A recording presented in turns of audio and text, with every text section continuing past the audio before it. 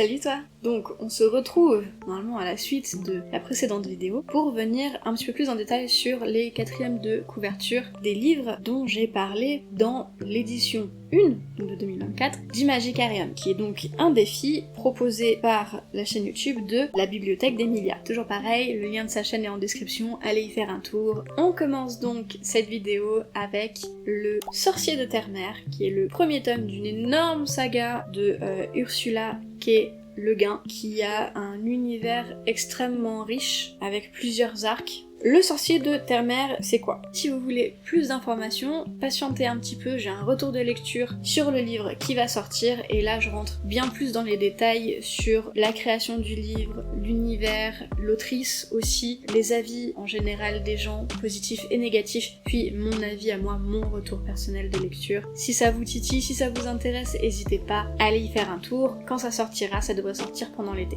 Voilà. Donc, le résumé du Sorcier de Terre-Mère. Qu'est-ce que ça nous dit? Ici, il y a des dragons, il y a des enchanteurs, une mer immense et des îles. Ged, simple gardien de chèvres sur l'île de Gon, a le don. Il va devenir, au terme d'une longue initiation, en traversant nombre d'épreuves redoutables, le plus grand sorcier de Terre-Mère, l'Archimage. Le résumé de Babelio est très succinct en vrai, mais ça peut déjà titiller un petit peu. C'est sympa. Je vais vous chercher un autre résumé. Qu'est-ce que ça nous dit sur Booknode? L'île de Gon est renommée pour ses magiciens. Le plus grand, dit-on, s'appelait Épervier, mais son vrai nom, Ged, lui fut donné par le sorcier Ogiu, quand il célébra son passage à l'âge de 13 ans. Ne le répétez pas, nul ne doit révéler son vrai nom, surtout s'il est sorcier.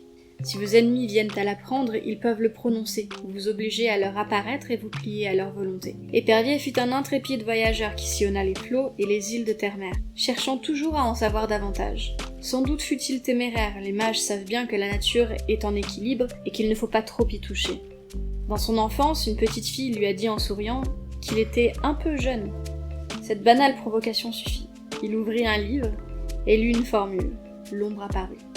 Depuis, elle le poursuit et cherche à l'attirer au pays des morts, où elle se glissera dans sa peau. C'est rigolo, là pour le coup, je pense que c'est vraiment pas le résumé de la quatrième de couverture, mais vraiment un résumé que eux, ils ont fait sur Booknode, l'équipe de Booknode.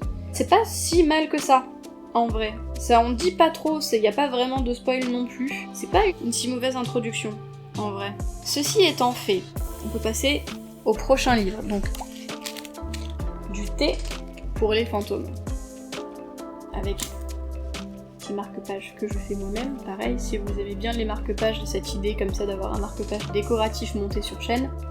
Lien dans la description, vous pouvez aller voir mon site et envoyer des messages pour faire des commandes personnalisées. En général, j'ai plus des petits charmes plats, pour pouvoir ne pas abîmer le livre, qu'on met à l'intérieur, et le côté extérieur, il y a des perles, des trucs comme ça, ou des charms qui sont pas forcément plats, parce que ça va pas dans le livre. Donc, du thé pour les fantômes de Chris Vuklesic.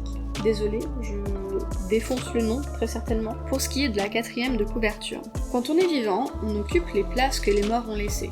C'est la règle. Agonie est sorcière. Félicité, passeuse de fantômes. Le silence dure depuis 30 ans, entre ces deux filles de berger, jusqu'au jour où la mort brutale de leur mère les réunit malgré elles. Pour recueillir ces derniers mots, elles doivent retrouver son spectre, retracer ensemble le passé de cette femme qui a aimé l'une et rejeté l'autre. Mais le fantôme de leur mère reste introuvable, et les témoins de sa vie, morts ou vivants, en dessinent un portrait étrange, voire contradictoire. Que voulait-elle révéler avant de mourir? Qui était vraiment cette femme fragmentée, multiple? Leur quête de vérité amènera les sœurs des ruelles de Nice au désert d'Alméria, de la vallée des merveilles aux villages abandonnés de Provence, et dans les profondeurs des silences familiaux. Entrez dans le salon de thé, prenez une tasse chaude à l'abri de la pluie, écoutez leur histoire. Chris Vuklesic est née en 92 sur la Côte d'Azur. Elle est la créatrice du podcast Le Club où on discute d'écriture sans filtre. Et son premier roman, Dernier jour d'un monde oublié, a remporté le concours organisé pour les 20 ans de la collection de Folio SF, Du thé pour les fantômes, un récit empreint de réalisme magique, et son deuxième roman. Donc, un roman qui en grosse partie se passe en Provence et en Côte d'Azur. Si vous connaissez ce coin-là, si vous vivez dans ce coin-là, si vous venez de ce coin-là, je pense que ça vous plaira. J'ai des retours d'amis qui l'ont lu et j'ai des retours d'amis qui vivent dans ce coin-là qui l'ont lu, et je pense que si vous vivez là-bas, ça doit être oufissime, en vrai. Entre guillemets, vous reconnaîtrez les endroits ou les inspirations des endroits. Et je pense que c'est aussi pour ça que j'attends d'être dans un mood où j'ai vraiment besoin de quelque chose de très cosy. Donc c'est aussi pour ça que je pense qu'au final, c'est un livre que j'aurai plus l'occasion de lire en automne, sur le Pumpkin Autumn Challenge, même si là du coup il est rentré dans le Magicarium, et que j'avais espoir de pouvoir le lire cet été au soleil ou au détour d'une piscine ou d'une plage. D'une plage, bien sûr. Mais vu que, à l'heure où je filme la vidéo, le défi se termine dans 15 jours, clairement je n'aurai pas le temps de le commencer. Mais il reviendra très certainement pour le Pumpkin Autumn Challenge de cette année, et j'ai très hâte de le lire. Ensuite, prochain livre, Sous le sabot des dieux. C'est une duologie, donc ça c'est le tome 1, écrit par Céline Chevet, et genre...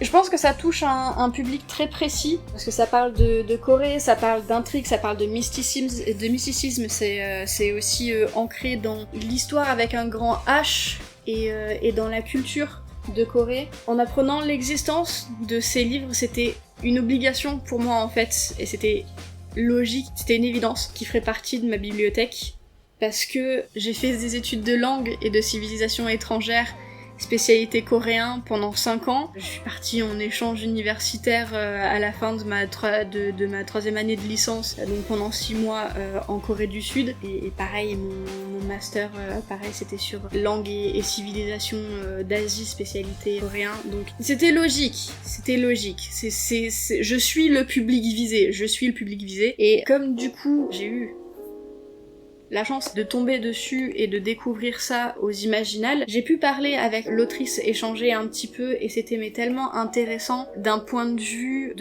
entre deux personnes qui adorent la Corée, qui adorent l'histoire et la culture. C'était un échange vraiment mais tellement intéressant. Et vraiment moi c'est une des une des meilleures découvertes, c'est la meilleure découverte en fait que j'ai faite cette année niveau littérature, parce que c'est rare mine de rien de la littérature qui vient s'ancrer en Corée et qui soit pas écrit par des auteurs coréens, parce que la littérature coréenne est assez différente de celle qu'on peut avoir, en tout cas celle qu'on a la chance d'avoir traduite et d'éditer chez plusieurs maisons d'édition. L'échange avec l'autrice, donc Céline Chevet, était super intéressant. Elle est super intéressante, elle est toute choupie en plus, vraiment ça a été une rencontre que j'ai vraiment adorée, donc je suis d'autant plus contente d'avoir pu découvrir ça aux Imaginales avec l'autrice, et je suis d'autant plus contente d'avoir pu faire dédicacer les deux livres. Elle a fait un taf de recherche de malade en fait, je le sais, elle m'en a un petit peu parlé, même si du coup j'ai pas encore lu le livre, hein. J'en suis peut-être à la première ou à la deuxième page, j'en suis où ? Ouais, 6-7ème page. Même sans ça, même si j'avais pas commencé le livre et que j'avais juste ouvert, ça se sent en fait, rien que par le début du livre où il y a une carte de l'époque où se passent les événements pour qu'on puisse se situer au fur et à mesure de l'histoire. On a en annexe des généalogies simplifiées des personnages qui apparaissent, des précisions sur les personnages, et surtout, on a un contexte historique, parce que ça s'ancre vraiment dans un contexte historique qui a existé, et ça je vous en dirai plus dans mon retour de lecture pour voir à quel point il y a du mysticisme et du fantastique, de la SF, que sais-je, mêlé aux faits historiques, mais le pilier des livres, c'est vraiment une période historique qui a existé et qui viennent se mêler aux événements qui se sont réellement passés. C'était impossible en fait qu'elle ait écrit un livre comme ça sans faire des recherches de malade entre guillemets. Elle explique aussi le système des rangs d'os qu'il y avait à l'époque. Et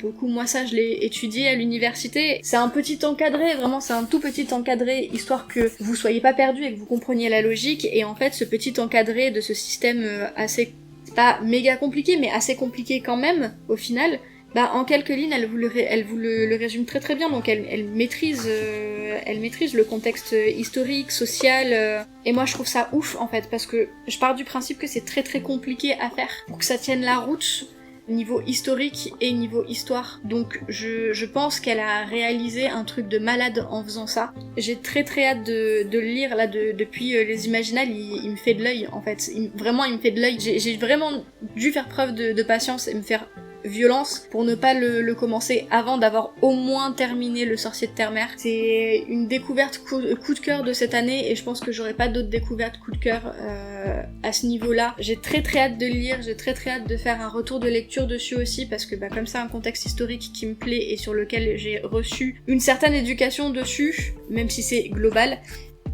Vraiment, si vous vous intéressez à l'Asie, si vous êtes un petit peu scolaire ou si vous vous intéressez à des sujets historiques ou des romans qui viennent s'imprégner de faits historiques, je vous le conseille. Même sans l'avoir lu, je sais que je vous le conseille. Il y a pas... Je suis floux, c'est bien que je suis floux.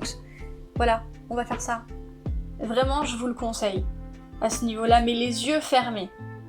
Ensuite, Bayou. Bayou de C.C. Mahon. Ça c'est l'intégrale, hein. C'est un pavé, n'ayez pas peur. C'est l'intégrale. Oh là là là là, j'avais oublié à quel point l'intérieur était. Je suis désolée, mais quand vous ouvrez et que vous avez ça, quoi. J'ai même pas besoin de le rapprocher. Genre, oh là là.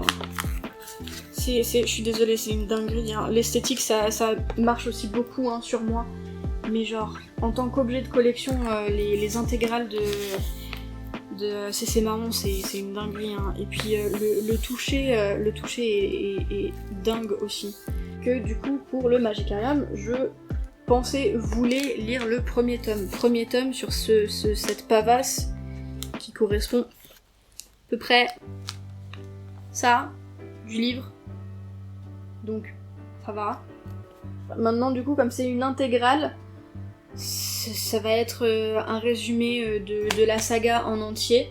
Mais du coup, quoi de mieux que ça pour voir si ça vous fait envie. Une petite ville de Louisiane au cœur du bayou, une série de morts suspectes, une jeune femme au cœur d'une lutte surnaturelle sans merci. En Louisiane, l'eau et la forêt se mêlent dans ce que l'on appelle le bayou, un territoire riche en faune, flore et légendes. Prudence Devrault partage sa vie entre ses études et le petit job qui permet de les financer. Son université n'est guère prestigieuse, mais elle est levée au sein de son bayou natal, et à l'épicentre d'une série de morts étranges. Ce roman a précédemment été publié sous les titres Le Carnaval du Démon, Rythme d'Enfer, Légion et Bayou Fantasy, l'intégrale. Je vous en dirai pas plus, et je vous laisserai soit aller voir les personnes qui l'ont déjà lu en parler, sinon il faudra attendre je ne sais combien de temps que je fasse des retours lecture dessus, tome après tome, hein. Pas intégrale après intégrale parce que sinon on s'en sort pas. Dans ces diverses œuvres, certaines se regroupent dans le même univers et moi ça je trouve ça très intéressant, j'aime beaucoup quand les auteurs font ça. Donc voilà, on passe ensuite aux Sœurs Carmine. Donc là encore une fois, hein, c'est l'intégrale qui est magnifique, encore une fois. Genre, intégrale qu'on m'a offert parce que j'ai des amis en or. C'est pareil, ça faisait un petit moment que ça me faisait de l'œil parce que ça avait l'air très très sympa. L'intégrale de Ariel Holz. Très certainement détruit son nom aussi, désolé. Pareil, là ça va être une description pour l'intégrale, pas uniquement pour le tome 1, il y a 3 tomes à l'intérieur. Allons-y. Grisaille, sinistre cité gothique où les mœurs sont plus que douteuses, on s'y trucide allègrement, surtout à l'heure du... Et 8 clans d'aristocrates aux dons surnaturels conspirent pour le trône. Dans cette atmosphère où la mort est aussi banale que divertissante, les 3 sœurs Carmine tentent de survivre au complot, aux sombres secrets de famille et aux créatures de la nuit. Mary, une monte en l'air maladroite, court les toits et cambriole les manoirs pour gagner sa vie. Tristabelle, la belle sociopathe, ne rate jamais un bal ni l'occasion d'éliminer ses rivales. Dolorine, la petite dernière, converse avec les fantômes en compagnie de Monsieur Nyx, sa peluche maléfique. Toutes 3 vont vivre des aventures rocambolesques et surprenantes. Sont toutes les 3 ici. Ariel Holz nous offre une peinture exquise de Grisaille et de ses étranges habitants, le tout sur un ton grinçant, plein d'humour et de cynisme. Personnellement, moi ça j'aime beaucoup. Une lecture fraîche comme la brume, aussi désopilante qu'une exécution publique et qui plaira aux jeunes comme à celles et ceux qui se rapprochent de la tombe. Cette intégrale contient Le complot des corbeaux, qui a reçu le prix Imaginal Jeunesse 2018, le prix littéraire de l'imaginaire Booktuber en 2018, pas rien, Belle de Gris, Dolorine à l'école, plus une nouvelle inédite. Voilà, pareil, ça aussi niveau objet de collection, c'est incroyable à avoir dans sa bibliothèque, je trouve. Vraiment, je suis peut-être facilement impressionnable, hein, mais moi ça vient titiller la bonne partie du cerveau quand l'esthétique est très très sympa comme ça, vraiment. Ensuite, on passe à un petit bébé que je suis en pleine duquel je suis en pleine relecture, ça se voit, et j'ai pas terminé encore du coup la relecture. Mais ce n'est autre que le tome 1 de ma très chère passeuse de mots. Hop, voilà, pareil. Alors, même que ce soit pas le hardback, je trouve que c'est un objet de collection de malade. Ils sont tous magnifiques. C'est ouf, c'est un plaisir. Je vais pas trop m'attarder dessus parce que sinon je vais passer toute la vidéo dessus. C'est une de mes sagas préférées, un de mes livres préférés. A.G. Twice sont un de mes auteurs préférés aussi, que j'aime d'amour, et qui sont adorables. Si jamais vous aimez beaucoup le monde de la passeuse de mots et que vous aimez beaucoup les écrits produits par A.G. Twice, je vous invite très très fortement et très très chaudement à aller regarder leur Instagram et à aller rejoindre leur Discord. Ils ont un Discord qui est très actif, qui est adorable, qui est bienveillant comme pas permis. De temps en temps, la communauté du coup lance des streams sur Twitch aussi. Si jamais ça vous intéresse et que vous êtes fan de ce qu'ils font et de l'univers, si vous n'êtes pas déjà sur le Discord, allez faire un tour sur le Discord, c'est très très sympa, il y a vraiment plein de trucs. Et ça vaut de l'or, la communauté vaut de l'or, vraiment. Voilà, petit aparté terminé, ça me paraissait nécessaire de faire ça, étant donné que des amis m'ont fait découvrir ça et que j'ai fait découvrir ça à des amis. Une dinguerie, vous allez peut-être reconnaître certains schémas, il y a plein... Oh mon dieu, il y a ça aussi, oh là là, il y a tellement de choses à dire, c'est terrible, et encore une fois, je suis tellement mal placée parce que j'ai lu que le tome 1, mais il y a tellement de rappels à plein de trucs, il y a tellement de références à plein d'univers et plein de trucs différents, c'est un plaisir. Ne serait-ce que par curiosité, en sachant que si jamais c'est trop gros pour vous ou vous n'êtes pas sûr d'aimer, vous avez la possibilité d'écouter les livres sur Audible, ils sont lus par Adeline Chetaille, c'est incroyable aussi la lecture qu'elle en fait, moi c'est comme ça que j'ai découvert le tome 1. C'est bien d'avoir l'objet papier, en vrai, même si vous l'écoutez en audio sur Audible, c'est vraiment bien de l'avoir en papier. Bref, on va partir sur le résumé et on va enchaîner parce qu'il nous reste encore 2 livres derrière. Donc, dans le royaume de Hélios, les mots ont un pouvoir. Celui de créer, d'équilibrer, puis de détruire le monde. Lorsqu'on les prononce, aucun retour en arrière n'est possible. Aria, une jeune fille de la capitale, est passionnée de livres. Elle en dévore chaque mot. Mais elle est loin de se douter qu'elle est la clé pour sauver son royaume. Le seul qui ait restreint l'utilisation de la magie grâce à un traité. Un traité qui ne plaît pas aux rebelles, prêts à tout pour l'éradiquer. À l'aube des changements qui s'annoncent, les mots se réveillent pour rétablir l'ordre dans le chaos. La vérité dans l'illusion, ils attendent leur appel, celui de la passeuse de mots. Ça révèle pas plus que ça. Mais vraiment... Ah! C'est bébé. C'est vraiment c'est bébé. Cette saga fait partie des livres qui sont super agréables et super intéressants pour faire des relectures, dans le sens où tu peux faire autant de relectures que tu veux, tu vas continuer à redécouvrir des détails auxquels tu n'avais pas fait attention. C'est un plaisir de faire des relectures et de se rendre compte de détails ou de se rendre compte « Ah, mais ça, c'est ça, donc il se passait déjà ça à ce moment-là pendant qu'un tel vivait ça. » C'est trop sympa, c'est vraiment très très sympa, c'est extrêmement recherché. L'écriture est extrêmement douce, c'est vraiment... L'écriture, je trouve, qu'ils font donc à 4 mains, je la trouve mais empreinte d'une douceur incroyable. J'aime énormément ce qui a trait à la littérature, j'aime beaucoup la littérature, j'aime beaucoup les jolis mots, j'aime beaucoup les jolies tournures de phrases, et en plus d'avoir de jolis mots, de jolies tournures de phrases, il y a énormément de recherche derrière, c'est pas choisi au hasard, le sens derrière est réfléchi, et c'est vraiment agréable, et c'est pas pour autant que ça en fait une lecture lourde, absolument pas, ça passe vraiment, mais vraiment, de la crème. C'est tellement agréable. Il y a beaucoup de tomes, même les tomes 3 et 4 parfois, qui sont rangés comme de la littérature jeunesse. C'est pas de la littérature jeunesse. C'est au mieux, c'est du young adult. C'est pas forcément catégorisé correctement, surtout en ligne, surtout sur Amazon. Vous fiez pas trop à ça. Moi j'ai tendance à dire quand il y a la chance d'avoir les auteurs qui sont sur les réseaux sociaux, surtout qu'à ce niveau-là, Age It Twice sur Instagram, ils répondent assez vite. Si jamais vous avez un doute, n'hésitez pas à leur envoyer un message sur Instagram pour leur demander. Ils vous diront, il y aura pas mieux qu'eux pour vous dire. Ça aussi, du coup, une de mes sagas préférées. Énorme coup de cœur et j'ai très hâte de suivre les aventures au fur et à mesure. J'ai très hâte de finir cette relecture pour pouvoir découvrir le tome 2 et me plonger dans le tome 2, puis dans le tome 3, dans le tome 4 que j'ai hâte de lire. Voilà. Ensuite, l'avant-dernier livre, parce que là du coup, pour le coup, tome par tome, encore une fois, on me l'a offert parce que j'ai des amis en or. Le Paris des Merveilles, tome 1, Les Enchantements d'Ambremer, de Pierre Pével. Pareil, incroyable, folio SF. Pareil, c'est une trop bonne lecture. On prend un endroit et un contexte historique qui a réellement existé, puis on y ajoute plein d'éléments pour en faire une réalité alternative entre guillemets. Et c'est trop bien, première édition en 2003. Juste c'est ouf.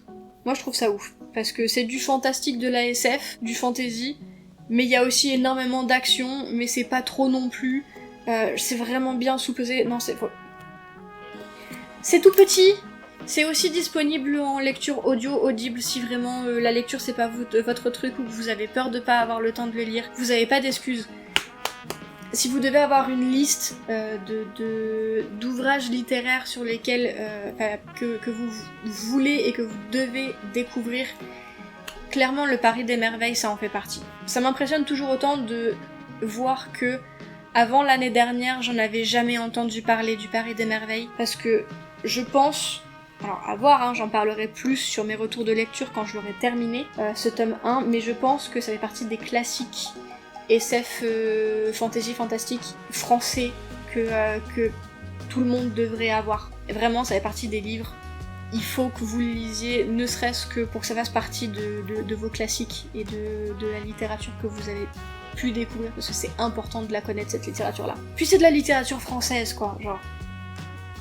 Venez, on apprécie un peu nos auteurs, c'est cool. Donc, le résumé. Occupé à enquêter sur un trafic d'objets enchantés, Louis Denisard Hippolyte Griffon, mage du cercle Sion, se retrouve mêlé à une série de meurtres. Confronté à des gargouilles immortelles et à un puissant sorcier, Griffon n'a d'autre choix que de s'associer à Isabelle de Saint-Gilles, une fée renégate que le mage ne connaît que trop bien. Brillant hommage aux feuilletonistes du début du XXe siècle, Maurice Leblanc et son Arsène Lupin, Gaston Leroux et son Rouletabille, entre autres, Les Enchantements d'Ambremer et le premier tome du Paris des Merveilles, une trilogie steampunk aussi drôle qu'érudite.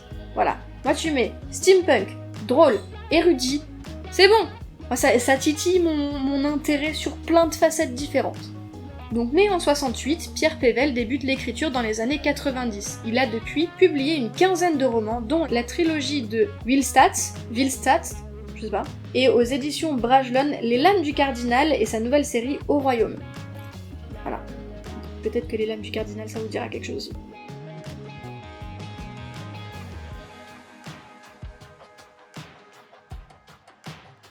Je peux que vous le conseiller, pour moi ça devrait faire partie des classiques de littérature. Je pense qu'en lecture jeunesse c'est très intéressant de mettre ça dans les mains des adolescents ou des préadolescents qui aiment beaucoup lire, qui aiment beaucoup la SF, qui aiment beaucoup le fantastique, la fantasy et encore une fois, ça prend place, pour une fois ça prend place à Paris, ça prend pas place ailleurs dans le monde ou dans un endroit sorti complètement de l'imagination. Un classique quoi. Et enfin le dernier, c'est un tout autre registre, parce que c'est une biographie sous forme d'entrée de journaux intimes, qui est donc celle de Alan Rickman, acteur dingue, malheureusement décédé, que j'ai en anglais, parce que j'ai eu la chance de pouvoir l'acheter quand j'étais en Belgique, et en Belgique j'avais la chance d'avoir des librairies full anglophones. Qu'est-ce que ça me manque ça? Un délire.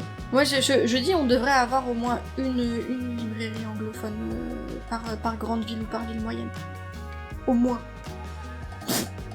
Uniquement pour me satisfaire. Mais c'est tellement bien. C'est cool aussi de voir les éditions anglaises, et c'est cool de voir plus de choix, parce qu'il n'y a pas forcément tout qui est traduit, et même s'il y a énormément de littérature anglophone qui est traduite, on ne les a pas forcément dans nos librairies lambda, en vrai. Du coup, dernier livre de cette pile à lire pour bien faire du Magicarium, Madly Deeply, The Alan Rickman Diaries. Il y a 6 lignes, c'est en anglais, il y a 6 lignes, je vais vous les dire. 4 February 2008, Harry Potter and the Half-Blood Prince, Day 1. Thank God I could do the code up without visible strain at the seams.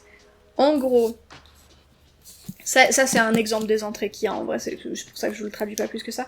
Mais littéralement, Alan Rickman tenait un carnet, on va dire. Donc vous avez des idées. De base, ça ressemble à ça. Évidemment, là, c'est couché sur papier, comme ce à quoi vous pouvez vous attendre d'un livre. Mais en gros, Alan Rickman a tenu un journal des journaux au fur et à mesure de ses journées, où il rentrait des petites infos, etc., sur comment ses journées se sont passées, ses journées de tournage, etc., etc. Et c'est très sympa parce que ça donne un côté biographie auquel on n'est pas habitué.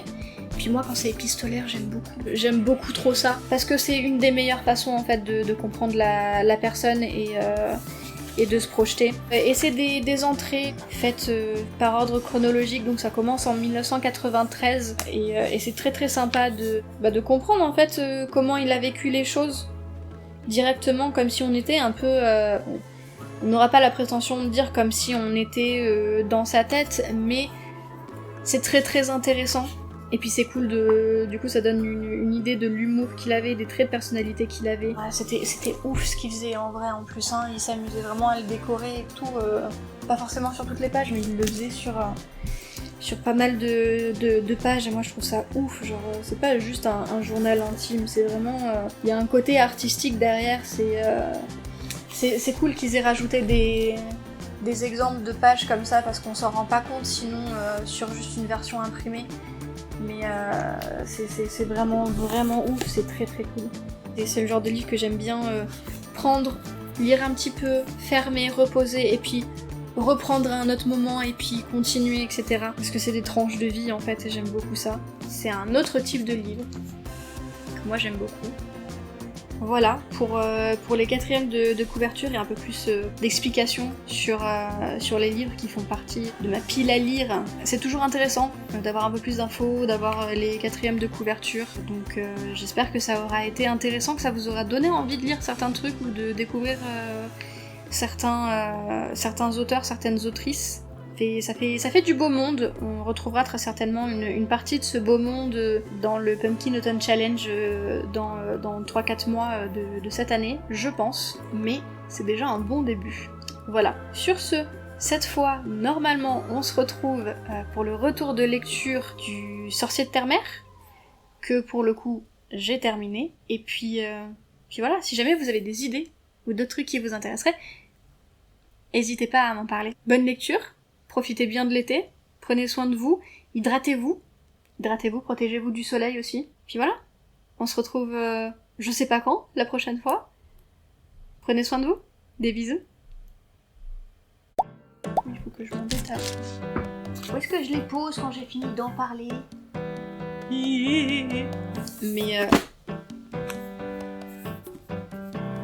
pas le faire tomber, qui me parle beaucoup dans le sens où...